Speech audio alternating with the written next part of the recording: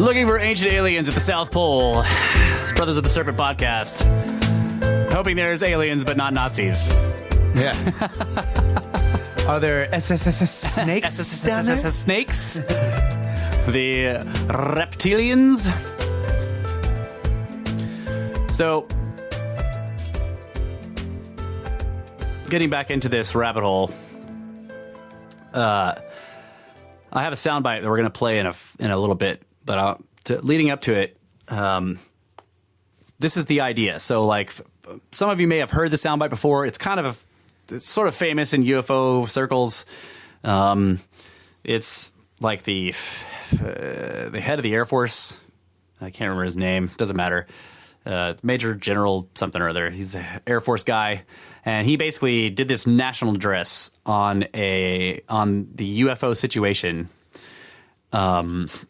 And it's because there was a UFO flyover of Washington, D.C. Now, everyone is like, well, if they're aliens, how come they don't land on the White House lawn? Well, they practically did in the early 50s. Okay. Yeah, John A. Sanford is his name. So it was a huge event. It was like, I mean, you can find newspaper articles, front, top of the fold headlines, pictures, the like whole fleets of these things were seen flying over the Capitol for multiple days. They actually scrambled fighters against them, and then all the scientists were like, no, do not try to shoot down extraterrestrials because they will destroy us, right? So this guy made this address, and that's the story that's in the open that everyone knows, or that you can easily find, that there was a gigantic mass UFO sighting over Washington, D.C. for multiple days right after World War II. So how that connects to, or how it may connect to the story that I'm telling, is again connected with Admiral Byrd and Operation High Jump. Okay, so the idea that I'm going for here is that the end of the war happens, and the United States is trying to make deals. Like, Europe is destroyed, Germany is destroyed, but we're trying to like scramble together because like suddenly we realize we have this giant enemy in communist Russia. Okay, the USSR. That we're like, holy crap, this is not a good thing. And then we have the space race coming, and we're desperate. The United States is desperate for tech. Now, Germany was like, one of the things about World War II was Germany terrified everybody with their tech.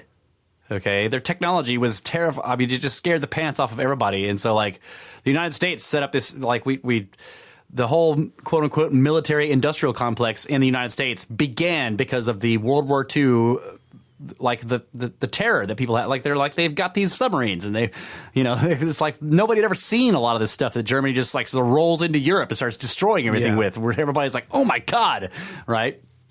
And they had thousands of genius scientists that were just working on everything, and some of them did a lot of really, really bad stuff. But the point is that the United States is trying to make deals, and they're like, we've won World War II, but they're already looking at possible World War III, what will eventually become the Cold War, right? Starting with the space race and everything like that.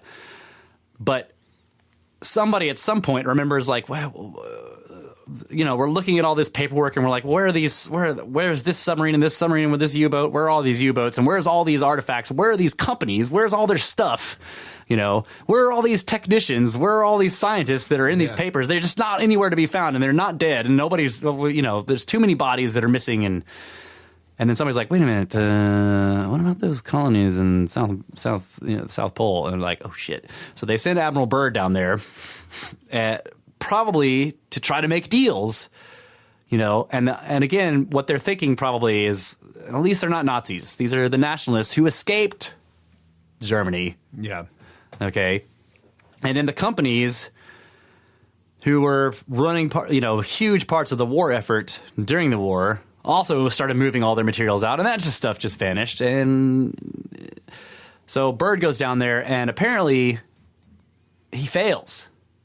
He fails to make a deal, okay? Or what I think what's interesting, so, like, taking all that for just, like, let's say that is all true, that they have these colonies and that they're working on this crazy technology down there. And because they weren't being bombed constantly like Germany was, so like any effort to build these Hanabu like flying saucer things in Germany was like severely hampered by the fact that we were dropping thousands and thousands of bombs on them every day. Right? In the South Pole, that wasn't happening. Yeah. Okay. So Byrd goes down there to try to make a deal with these people. The United States desperately wants technology and know-how to fight this rising communist threat. Okay.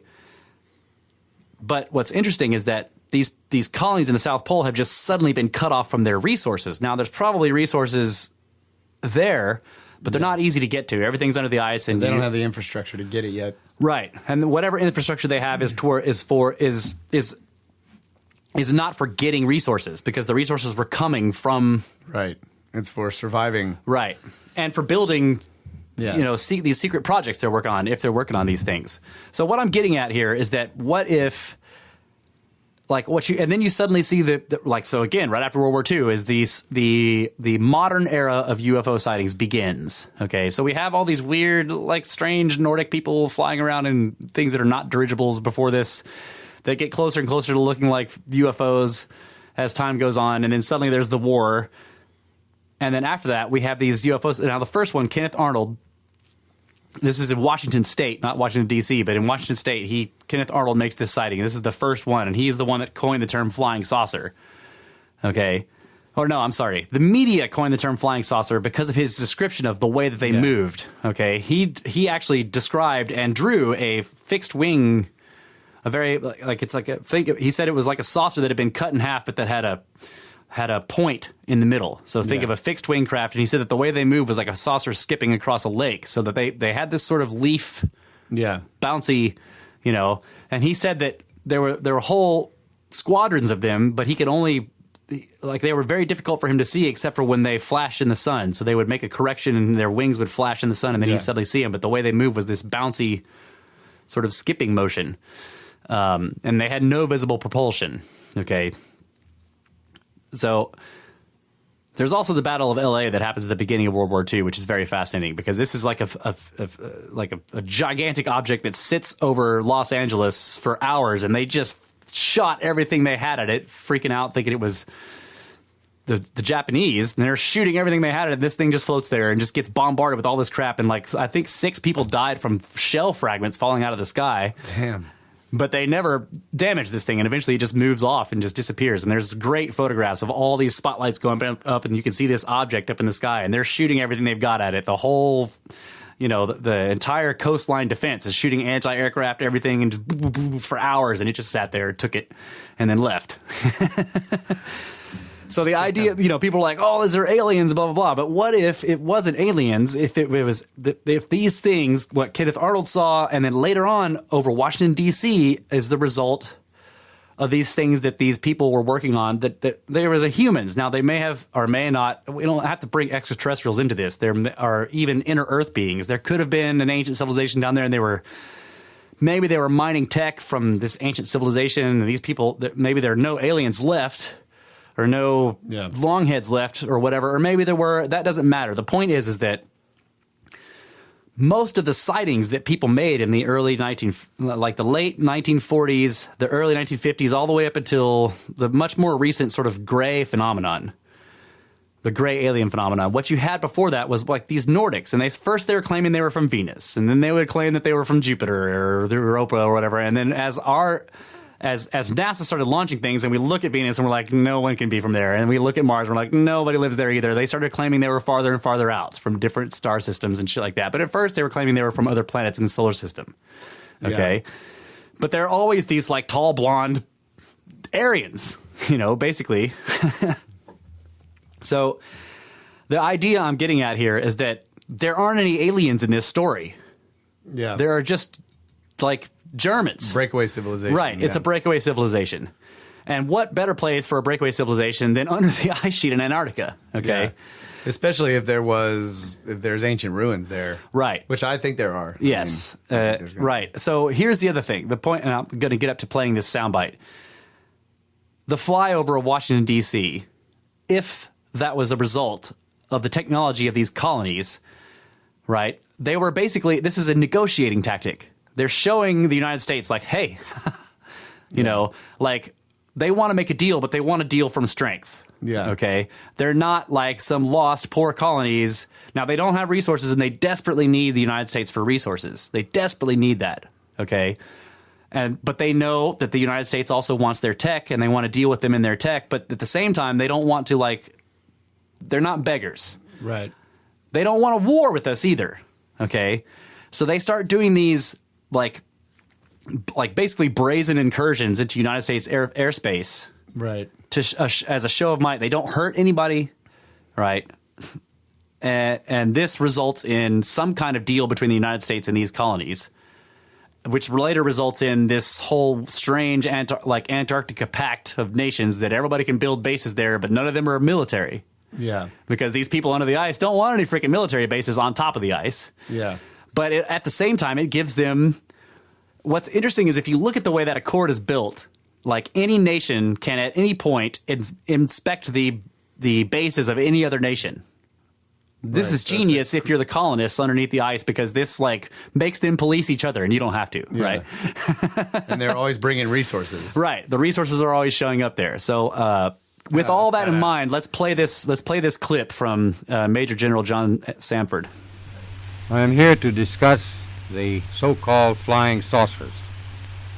The Air Force interest in this problem has been due to our feeling of an obligation to identify and analyze to the best of our ability anything in the air that may have the possibility of threat or menace to the United States. In pursuit of this obligation, since 1947, we have received and analyzed between 1,000 and 2,000 reports that have come to us from all kinds of sources. Of this great mass of reports, we have been able adequately to explain the great bulk of them, explain them to our own satisfaction. We've been able to explain them as hoaxes, as erroneously identified friendly aircraft, as meteorological or electronic phenomena, or as light aberrations. However, there have been a certain percentage of this volume of reports that have been made by credible observers of relatively incredible things. It is this group of observations that we now are attempting to resolve.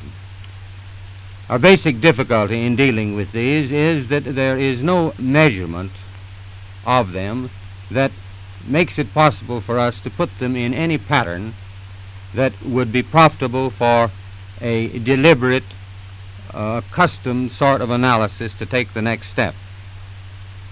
We have, as of date, come to only one firm conclusion with respect to this remaining percentage, and that is that it does not contain any pattern of purpose or of consistency that we can relate with to any conceivable threat to the United States. We can say that the recent sightings are in no way connected with any secret development by any agency of the United States. Major Keyhole, as author of the book Flying Saucers Are Real, what is your opinion of these new sightings of unidentified objects? With all due respect to the Air Force, I believe that some of them will prove to be of interplanetary origin. During a 3-year investigation, I found that many pilots have described objects of substance and high speed. One case, pilots reported their plane was buffeted by an object which passed them at 500 miles an hour. Obviously, this was a solid object, and I believe it was from outer space. Yeah, so the main part of that was the statement by the General Sanford from the Air Force.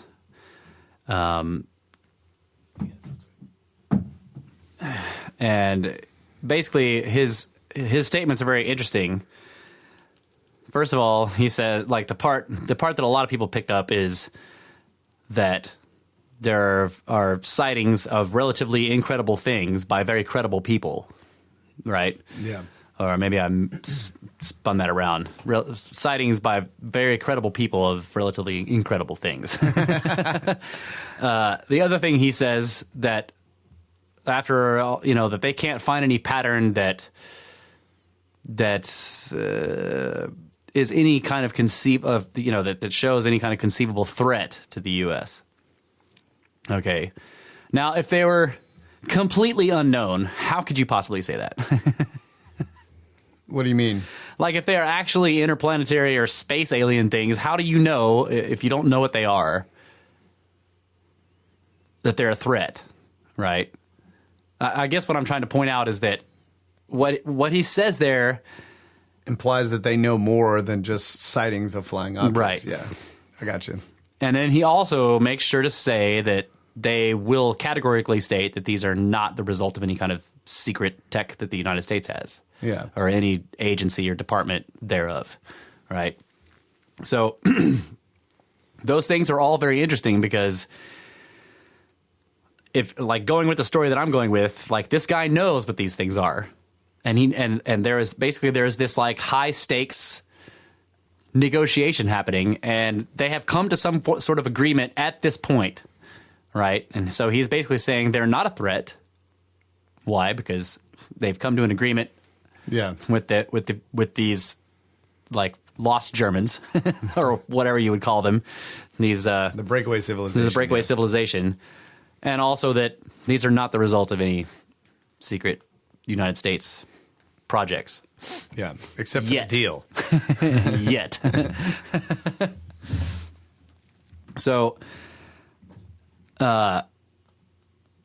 there's other audio that's interesting, but I couldn't find it in time for the show. So I will try to look for it, and maybe if I find some of the stuff, I'll put it in the show notes. There's a whole like hour and a half, or maybe close to 2 hours, that has a bunch of audio that is from this period of time of people talking about these things. It's not fiction. These are actual broadcasts that went over radio of people discussing these things. It's conversations with Major Kehoe, who's the guy who talked at the end, the guy who wrote the book, that flying saucers are real or whatever.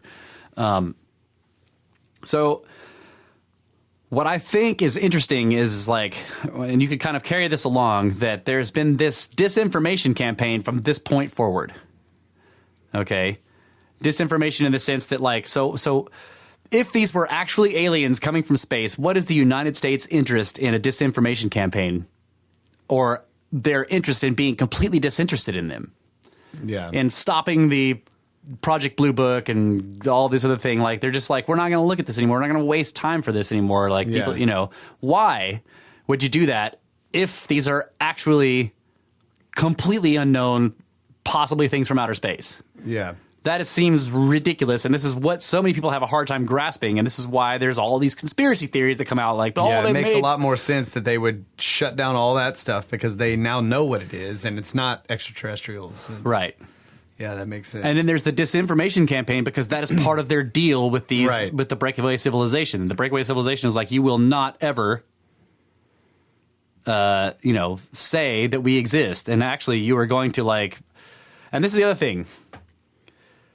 The United States was very aware that the Germans, now I'm talking back in World War II again, the Germans were fantastic at disinformation. They were really good at it. Okay? This is one of the reasons why all these, the intelligence agencies in the Western world started. Like, part of it was because of the cryptography, right? We needed people that could break these codes, so you end up with the NSA and what became the NSA. They were not the NSA at the time, but later became the NSA, and what later became the CIA were started during World War II to fight, the NSA in terms of cryptography and the CIA in terms of intelligence. Yeah. Okay. And there was this huge, like, sort of underground war going on with crypto and intelligence and technology and all this kind of stuff happening during the war. And this looks like a piece of it that is, so basically this story explains in a way the United States government's stance on UFOs ever since. Yeah. Yeah, that makes a lot of sense. Now, But what would be we made the deal exclusively because like Russia goes down there, they're drilling, they're doing shit. We don't I'm know what not they're sure doing. that Russia knew about the colonies. I don't know anything about that. Yeah, because what I'm wondering is like now that they've got bases down there and they're doing all this seismic testing and all this kind of shit. And like, what's, you know, and also like if we did get, you know, some of their technology, are they just holding on to it and for the next World War or what? I mean, like, why aren't we using it to go to space or whatever? Well, this is where you get into the idea of like a secret space program and all that kind of stuff. But I would imagine that the terms of the deal with the breakaway civilization is that like they'll parcel out bits of technology or whatever, but the United States is not allowed to display it. You can't start flying around in flying saucers. You know, I don't know. I have no idea. There's abductions and all that other kind of stuff. So the interesting thing about the abductions is there are two kinds, basically. Okay, there are two basic kinds of abductions. Once you get into the modern era of abductions, now this is like, again, when you go back to like the contactee period, okay, quote unquote contactee, as opposed to abductee, because like before you get into the modern period of like people who are like taken out of their beds or while they're camping, and then all this weird medical crap is done to them by something that doesn't look human but is humanoid, grays, whatever. Yeah, that's the abductees.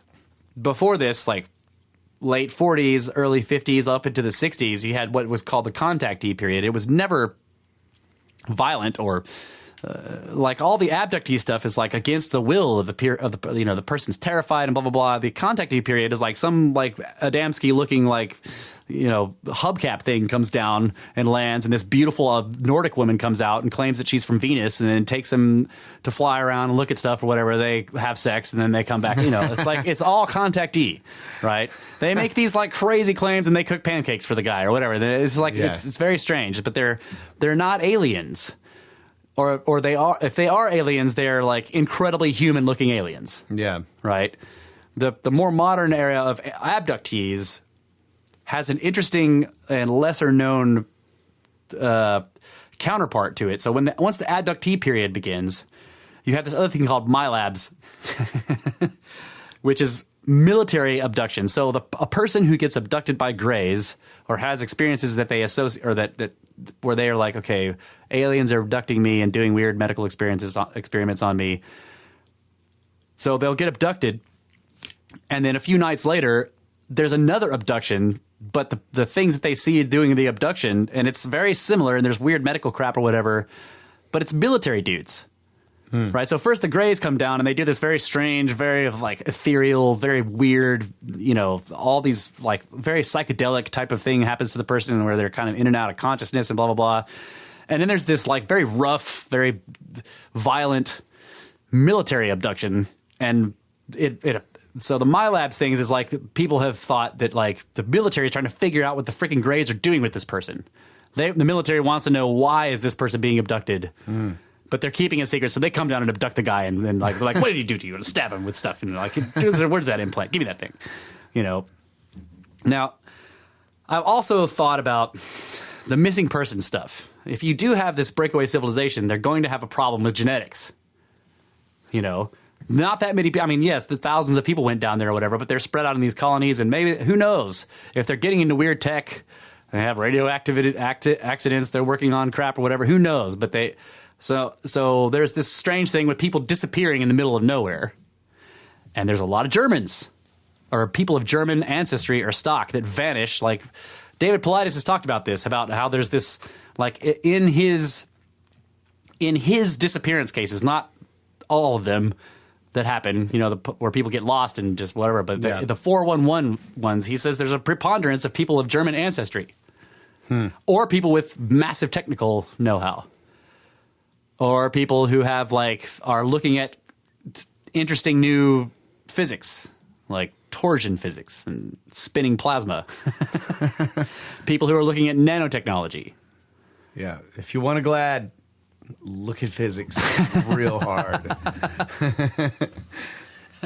So what I'm suggesting is that you could take this story, and I again, this is a story. I'm not saying all this is fact. I'm telling you that I've looked at all these very disparate pieces of things, and I'm like, okay, what if this is a story? What if this is all connected? Yeah, you know, and even going so far as, again, with the whistleblower from the World Bank, that what if these breakaway civilizations are actually working? So remember that the German SS and other secret societies of World War II had this weird idea about inner Earth and strange ancient beings and the Aryan race. Yeah. Okay. Also, if they had all these ridiculous badass scientists and all this shit, they're not really on the world stage in terms of human rights organizations and all that, then they can be doing genetic experiments and all that kind of crazy crap. Yeah. Yeah, so I don't know how much, like, obviously it's difficult to, like, did they build a good society down there, a just one, you know, what if what they decided to, like, after World War II, what if they were like, you know what, let's check out of this whole crazy madhouse. Let's build our own thing, and maybe it's a just one. Maybe it's good, and they're just having nothing to do with us because they're like, the world's freaking gone nuts, right? Or maybe it's Auschwitz all over, but underneath the ice cap. Who knows, right? Who knows what they're doing? We need to shoot it with lasers.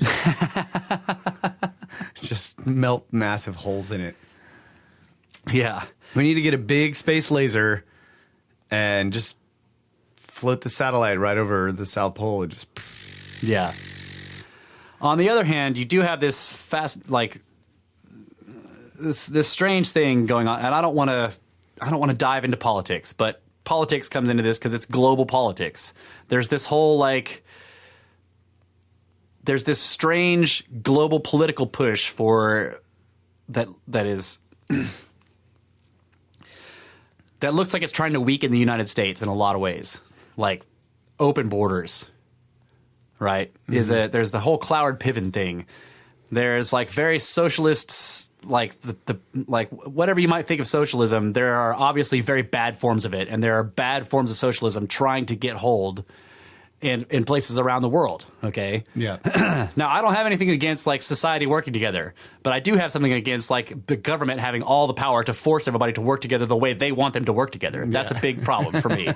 And socialism usually turns into that in some way or another. Even if it's quote unquote benevolent socialism, like you have in some European countries a quote unquote benevolent socialism, but it's on the global stage. This is a bad idea, right?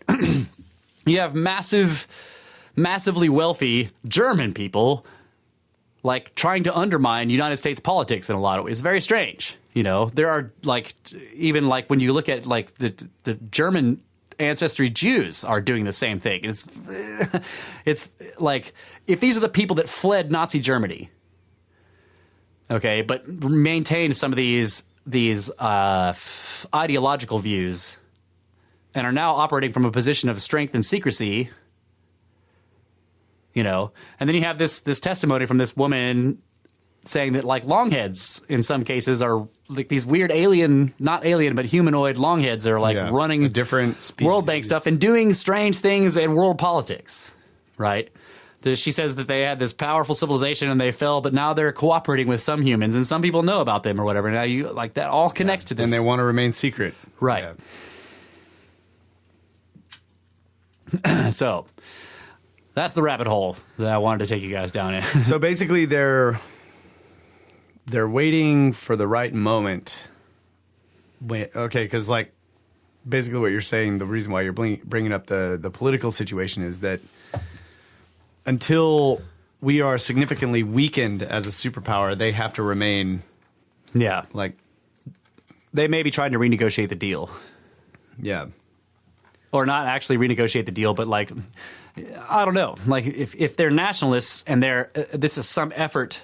Okay, there's a book that was written called The Fourth Reich, okay, that talks about this, and like I'm not promoting that book, but what I'm pointing to is that there are politics involved in this. If it is true, it is inevitable that there are global politics involved in any breakaway civilization. Because okay, a breakaway civilization is not going to not deal with nations.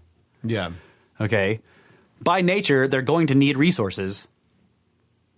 And being in hiding means they can't just go out and start mining everything. Now think about things like just weird, strange, like disparate stories, like the fact that all these World War II vessels that are full of metal and everything vanished off the bottom of the sea. You remember that story? The famous graveyard where the Brits would go out there once a year and hold this big ceremony over top of all these huge warships that like Japanese and German and British and American ships that all sank to the bottom. There's this massive metal graveyard of them miles beneath the ocean. They would go out there once a year and hold this ceremony. And one year they went out there and they were all gone. They're just not there anymore. No kidding. Yeah. I did not. Somebody is snaking resources. Like somebody needs resources. They need metals, right? And then, so that story comes out and I'm looking at it like, what the actual F? Why isn't anybody freaking out about this? And the governments are like, oh, yeah, this happened. Go on about their business. I'm like, wait a minute. You can't just like blow this off. This whole, like all these ships, there's enormous amounts of metal they were never like they took the time once a year to go have this ceremony, which meant that it meant a lot to them. But it was too difficult for them to bring them up and really give them the honors, like put them in museums or like, whatever. No, they went out there because they were too deep and it was too cost prohibitive to do it. And somebody went there and got all of them within the space of a year with no one knowing about it. That's crazy. Or they did know about it and were letting it happen. Yeah. So back to the more recent thing where they were going to drill down to the lake and then NASA's suddenly just like, Yeah. environmentalism. They were going to drill down to the Lake Vostok and then they detected the magnetic anomaly and suddenly NASA becomes environmentalists. So, but they should have already known, right? I don't know. They may, like, if I was the breakaway civilization, I would not want the actual locations of my under ice bases to be known. And what better place, okay. If there is an actual lake down there, why is it there? How is it still not frozen? Well, if there's a vent there keeping everything warm, then there's probably a big cavern above the lake. Yeah. So that would be a good place for a base. And remember that the magnetic anomaly was on one end of this. The lake is this long, narrow thing, and the magnetic anomaly is at one extreme end of it. So it could be the installation or it could be an ancient, who knows? Yeah. It could be the remnants of one of the ships that the Martians brought over here. I don't know what it is, but it's fascinating that NASA suddenly were like, oh, well, environmentalism, blah, blah, blah, blah, blah, blah, blah. Like, we can't possibly destroy that ecosystem that we don't even know is there. That seems ridiculous. Like, right, and the Russians are like, what ecosystem? It's underneath all this ice. And they start drilling down there, and then their scientists vanish for 2 weeks. Then they're returned, and they say nothing, and the whole story disappears. That's crazy. So is this tied to all the observatories shutting down? I don't know. But how about this? Like, I'm getting real conspiracy, but we got to take a break. Oh, yeah. Hold on. One more break.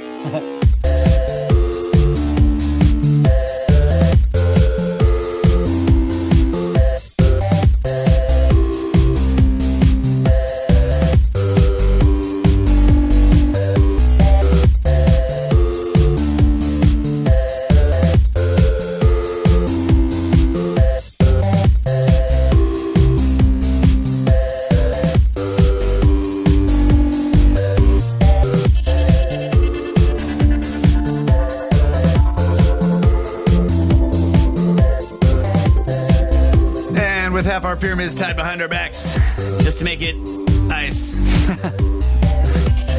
Brothers of the Serpent podcast. Final segment of the final hour. What was the point you were going to make? How about what? How about so there's this thing called the Antarctic Supply something or other. It's basically a deal that the United States government makes so all the bases that we have down there, the scientific bases, blah, blah, blah.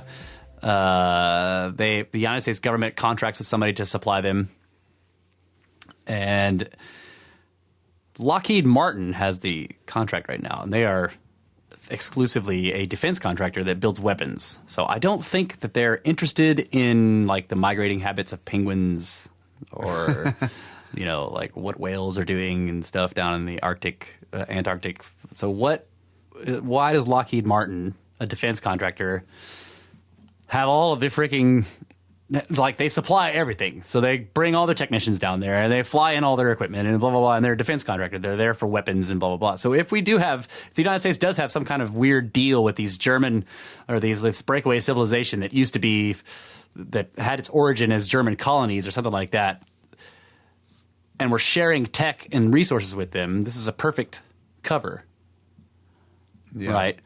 The other interesting thing that has happened, and this happened with Raytheon first, and then later on when Lockheed Martin got it, like their technicians would go down and they would be doing stuff, whatever they're doing down there, and then they would get ill, they would get sick.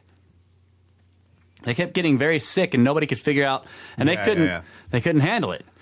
They couldn't solve it themselves, and so then another defense contractor that was they kept having to bring like emergency evacuations in the middle of the winter. Right. Yeah. So I don't know what that is, but there is some speculation that there's obviously multiple ways you could go with that. Like if there's cooperation with this breakaway civilization they're trying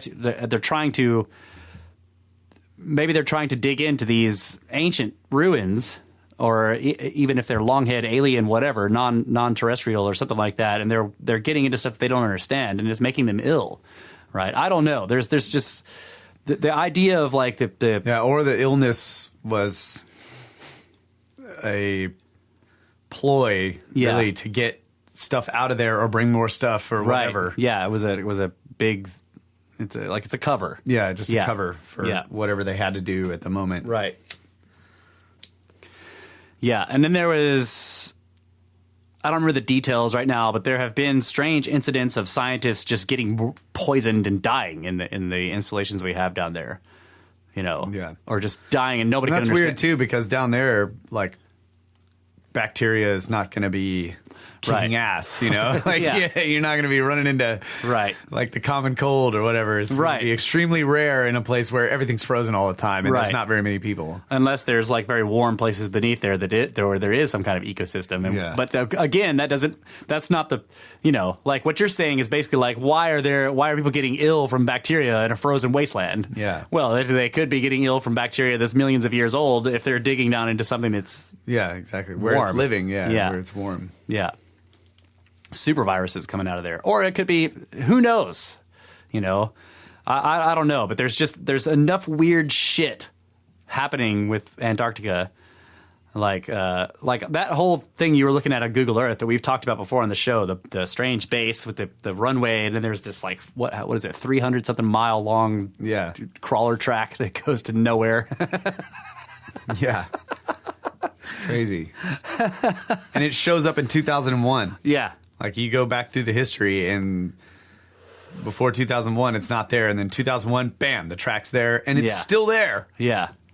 Like, the most modern photo still shows that track clearly. 300-mile-long crawler road that goes perfectly straight across the pretty much. I mean, there's a few very slight turns, but the whole thing is basically a straight line.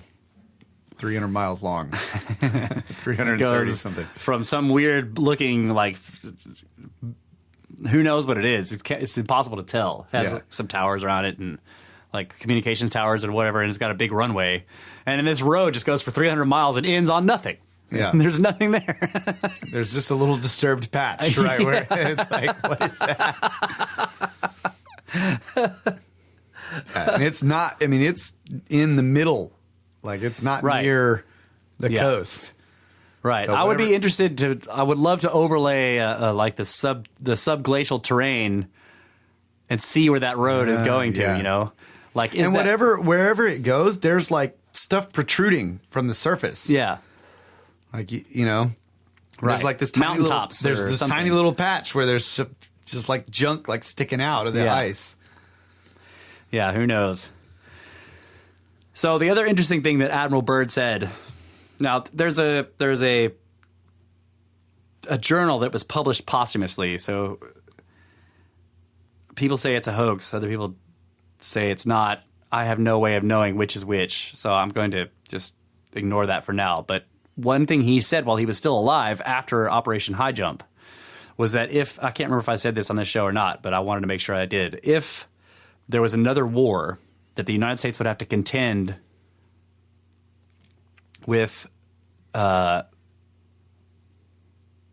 basically with military forces, flights coming from the poles, from the North or South Pole. Now, like, when people have looked at this statement, they're like, okay, so he could be talking about the USSR because they could fly over the polar regions to come into the United States, and that's obvious.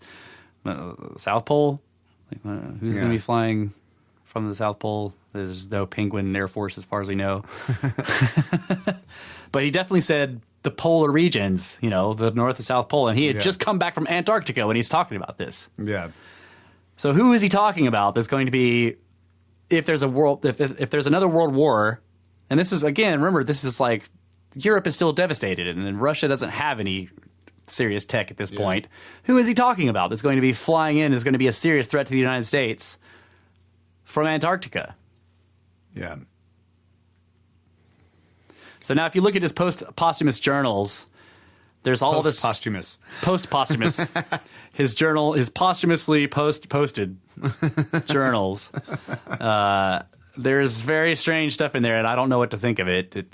That like, while he was gone for those 3 hours, that he encountered these Earth beings who were non-human but not extraterrestrials either, who lived, or at least claimed to live, somewhere beneath the surface. It's not clear if they are under Antarctica or if they're just subsurface beings, inner Earth type things. I think he called them the Aryanites or something like that. So this is the idea where you have the whole Aryan thing, right? These are ancient. This is an ancient civilization of hominids that are Earth beings who have survived the cataclysms that their civilization went through by going underground, and they have remained there. Okay, and so that's another breakaway civilization in a sense, like, right?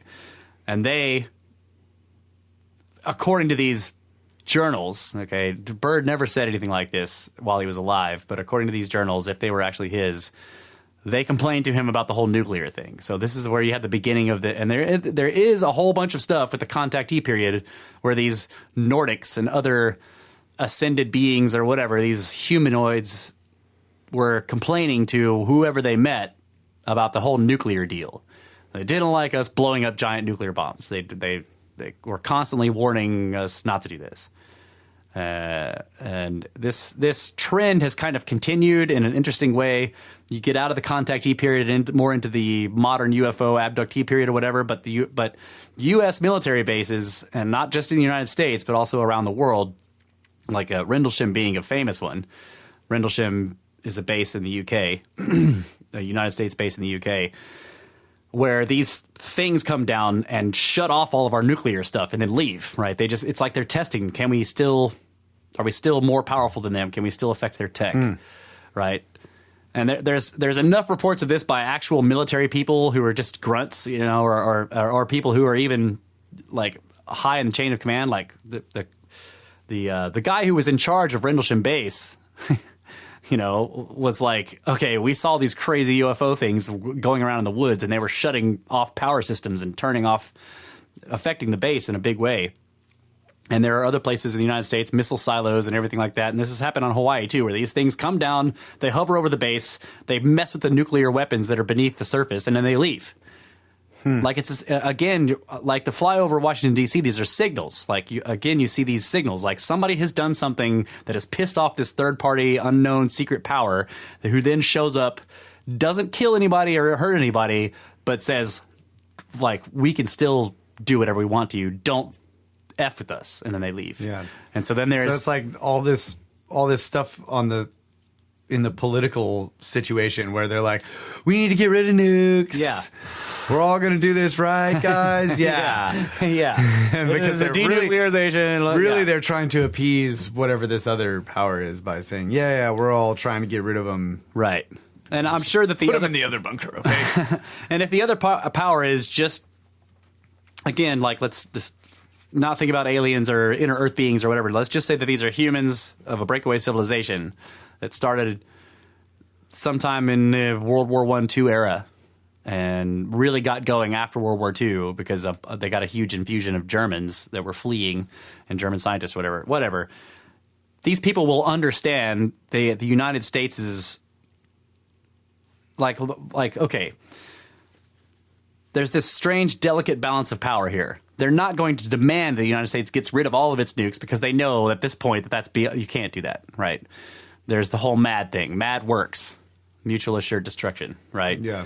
There are people out there who are freaking crazy, and the only reason they don't try to bomb us with nukes is because they know they will get destroyed with nukes, right? Yeah.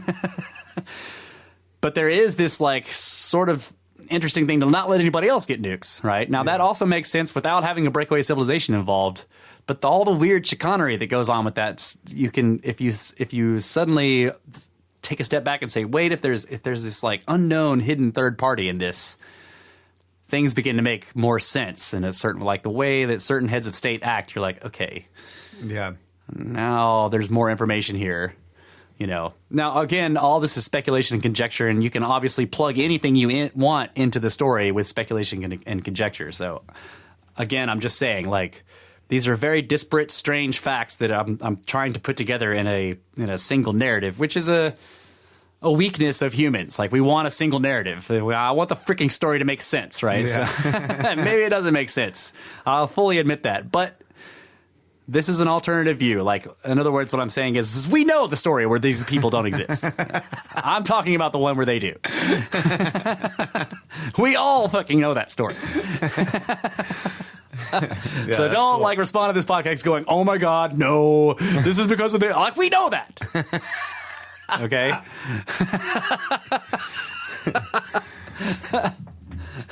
Dude, there's one thing I thought of earlier today when we were talking, when you were telling me you were looking into Antarctica. Okay.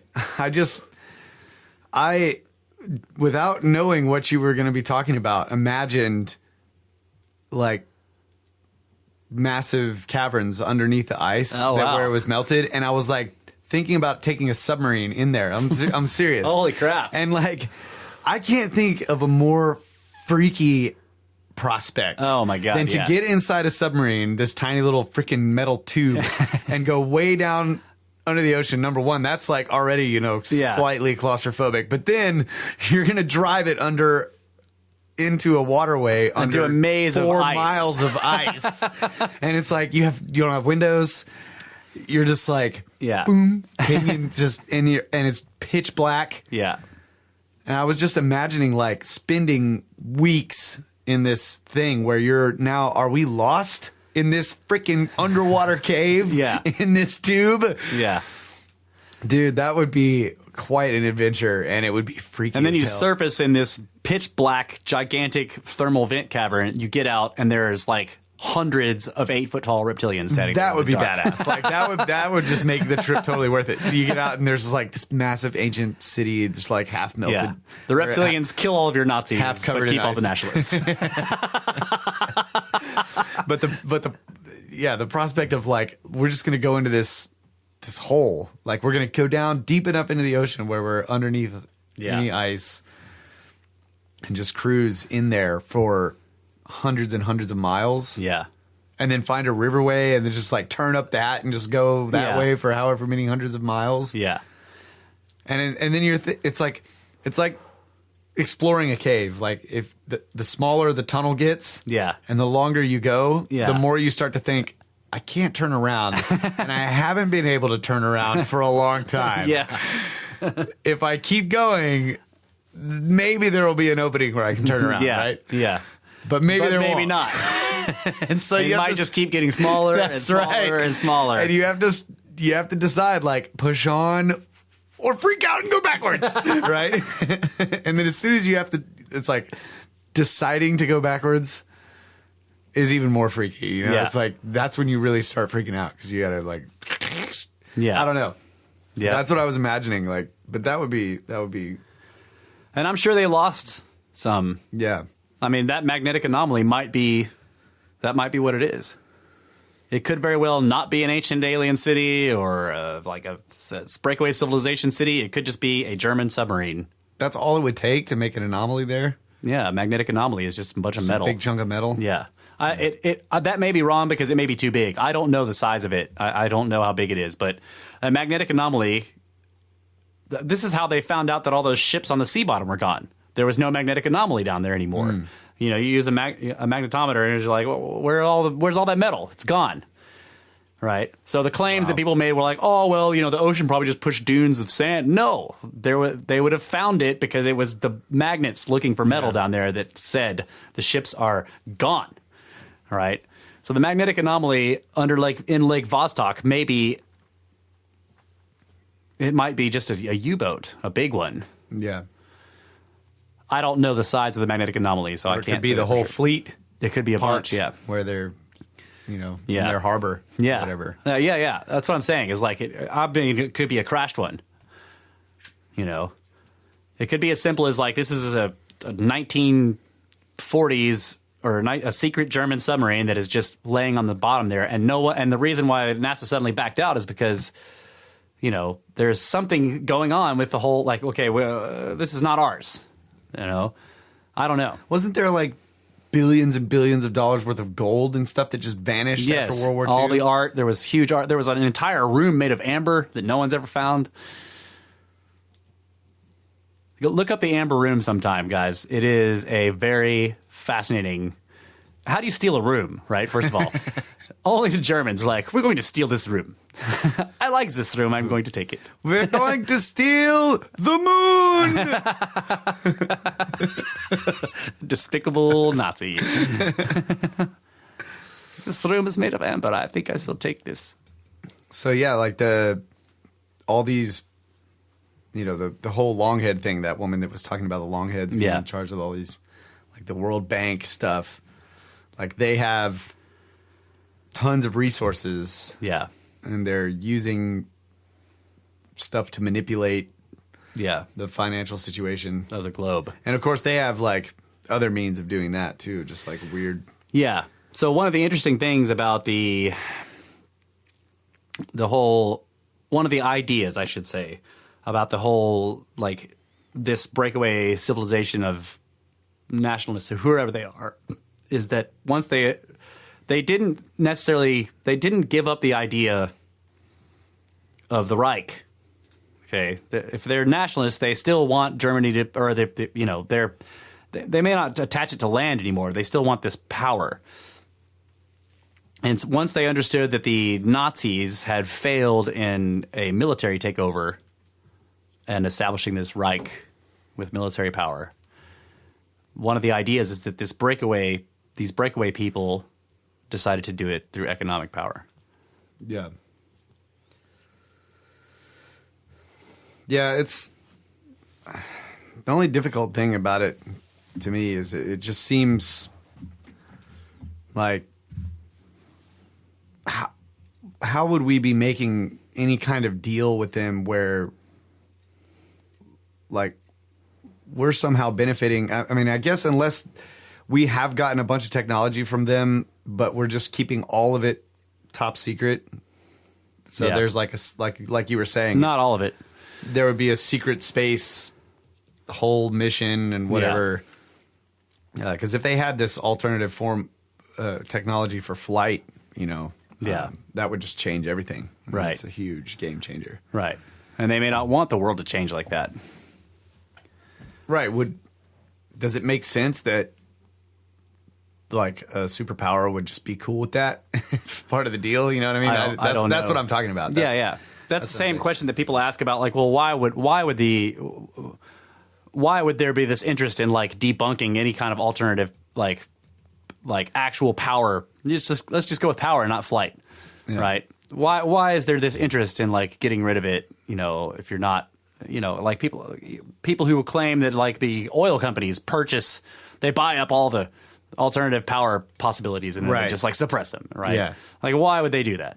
Like, why wouldn't they just use it? Yeah. Like digging up oil and refining it costs a shitload of money and a lot of resources. And you're competing with a bunch of other people that are doing it. Everybody knows about oil. Like, what if we could like Exxon could just be the only guy that has like flying saucers, right? Yeah. Like, why would we do this? You'd be way more rich. Again, this begins to make more sense if there's a third party involved demanding this. Right? Obviously, they don't care about global warming, man. No, they don't. They're underneath the ice. They're like, we want the ice gone. Well, it's their cover now, too. But once the ice is gone, then all the major cities are flooded, and then they'll be in charge. Yeah. They'll be living on mountains. Yeah, in charge. Yeah. And then again, you have this, I don't know, like, there may be a fourth party. Like some of this rabbit hole implies the idea that there's a fourth party, these longheads. Yeah. The third party is the breakaway. The fourth party, and maybe the fifth party, like if they're the longheads but then there's these inner Earth people who are not the Longheads. I don't know. Yeah. If you look at the ancient texts, they claim that there was not just one group of Anunnaki. There were the Nephilim, the Nephas, who were not Anunnaki. They were something else. They were some kind of breeding program deal. There were multiple factions. You had the Igigi, the Sumerian word for like they were gods, but they were not the council gods. The Igigi, I. The Watchers, right? And then there's this obvious thing in the Book of Enoch and other things where there's fighting factions between them, and they don't all seem to be the same. So like, it's not really clear what's happening here. But there may be multiple parties, not just a third, but a fourth, fifth, sixth. Yeah. And the story may be very, very long. And a lot of those things that were flying around in the NASA videos in space did not look like they were made of metal. Right. They look like life forms. Yeah, that may be the 12th party. The little horseshoe crabs cruising around up there. Yeah, the space bacteria. Horseshoe jellyfish.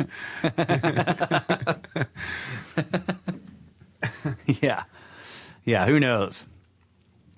But I think that's all I'm going to say about that. We've got... I think we need to... Man, fascinated by Antarctica, though. We, like... It seems like, I guess, in the world of science, there's like this interest in Antarctica, but there's, in large part, it's just a bunch of ice, right? You know, it's like, I'm just like, why aren't we doing way more shit down there than we're doing? Yeah.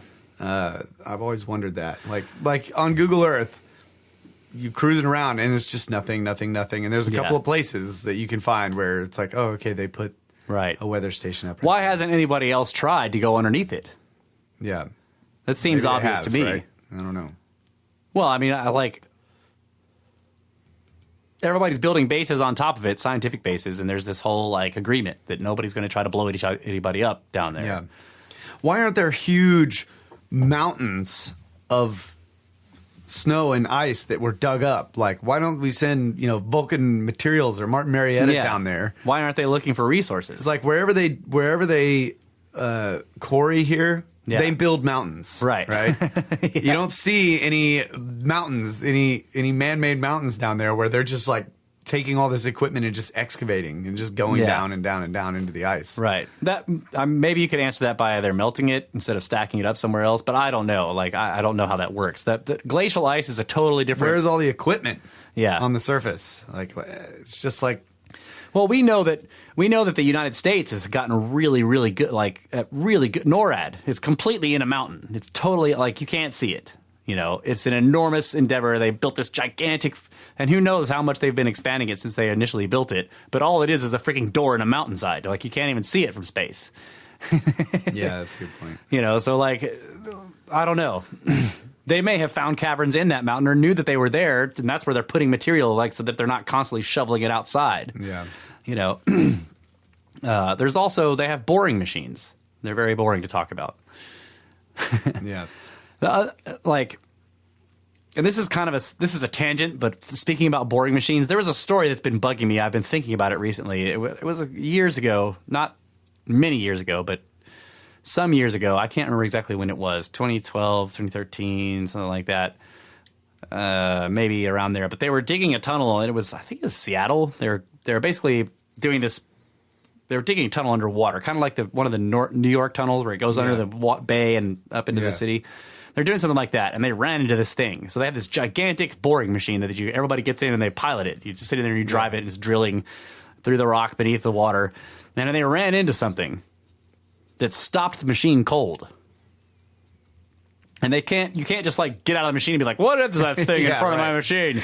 You can't do that. The machine is the hole. Right. And I remember the story, and the people involved were calling it the object, capital T, capital O. And they didn't know what it was, or they were claiming not to know what it was, but it stopped this thing that is capable of boring through solid rock, stopped it cold. And I've never seen a follow-up story on that. What is the object that they ran into? And did they ever finish the tunnel? Does it have a weird jag in it where it goes around the object? Who knows? I don't know. That's sort of a side tangent. I've been wanting to look into that recently, and I've just reminded myself because I'm going to listen to this podcast tomorrow, and I'll remember to look into that story. All right. So you have anything else to say? I'm done with the story. So I just want to know how many pyramids are down there. No, I don't. I don't know. What you brought it up today, and so I just started freaking watching a bunch of videos and reading news articles. Yeah. But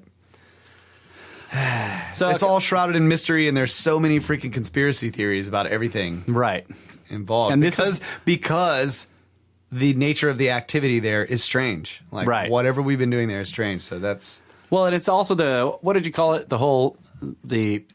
If you don't want anybody to find your secret information, you flood the world with like bullshit. Yeah. Right. This is why there's millions of Sumerian tablets that are about selling goats. That's right. Right. Yeah. The same thing looks like it's happening here. Remember I said that these people are experts in disinformation. And like if there's some kind of secret deal that involved the United States intelligence agencies and the military or whatever.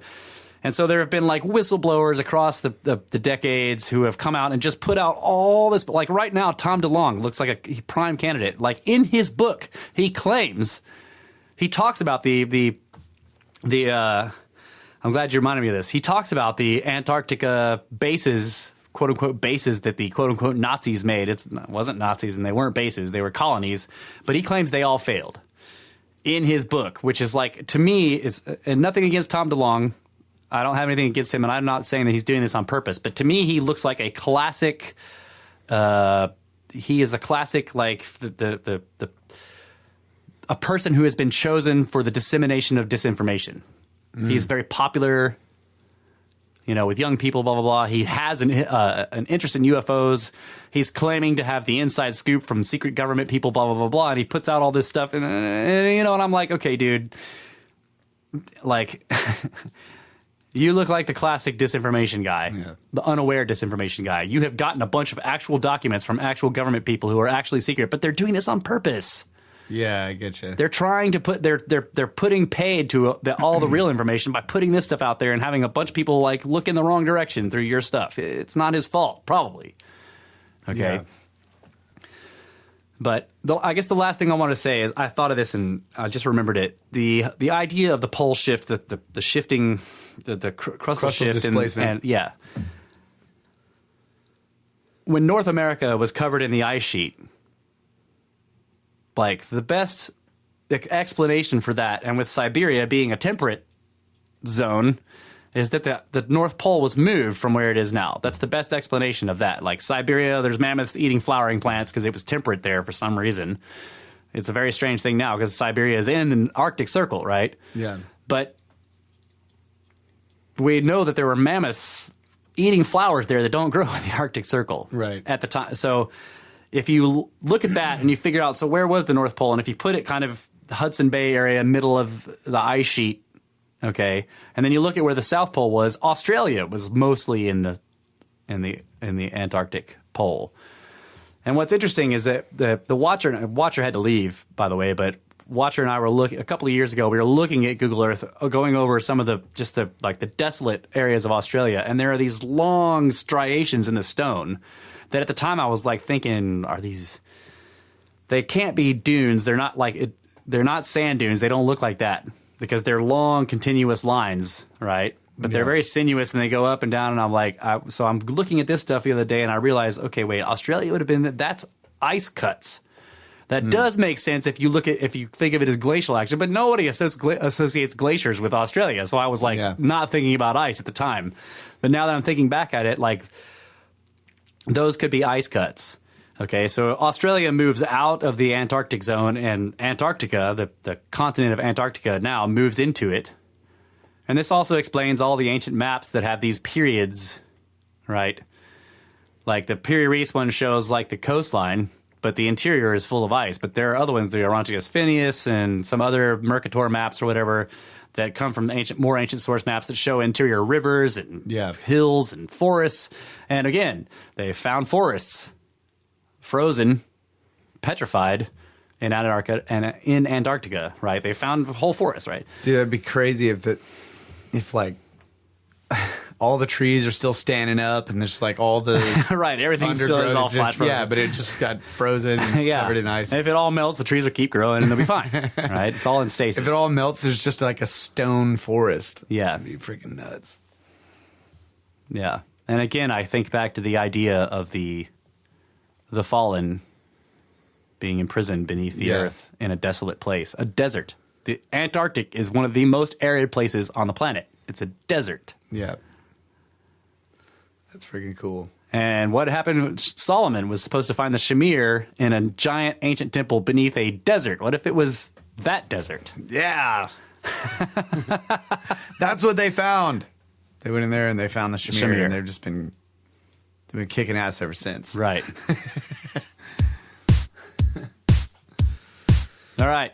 Oh, that's cool. I'm done. You do all the outros. I'm tired. I'm done. All right, thanks, everybody. Get your asses back to work, Adamu. High one. Snakes!